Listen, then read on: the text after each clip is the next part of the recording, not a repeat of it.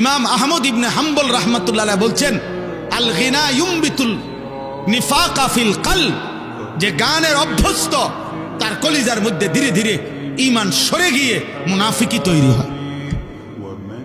ইমামে আজম আবু হানিফা রাহমাতুল্লাহ আলাইহি বলছেন, সিমাউল আগানি ফিসকুন, গান শোনা প্রকাশ্য পাপ, ওয়াত্তালাজ্জুদু বিহা কুফরুন, এবং গান শুনে মজা পাওয়া, স্বাদ পাওয়া কুফরি।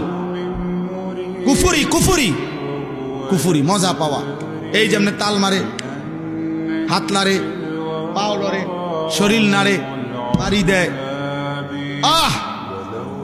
এই যে মজা পাইল না, এটা এই স্বাদ পাওয়া, মজা পাওয়া গান শুনে, তিনি বলছেন কুফরি।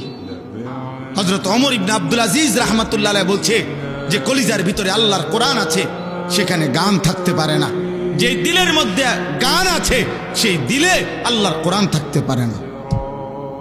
লা ইয়াজতামিউ ফি কলবিন ওয়াহিদ, এক অন্তরে গান এবং কোরআন দুইটা জমা হয় না।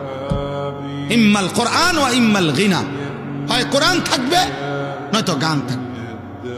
ইমাম ইবনুল কাইয়িম জৌজি রাহমাতুল্লাহ আলাইহি বলছেন, লাগাতার যে গানে অভ্যস্ত হয় তার সবচেয়ে বড় ভয়ঙ্কর একটা বিষয় হলো তার মৃত্যুর মুহূর্তে সম্ভাবনা খুব বেশি।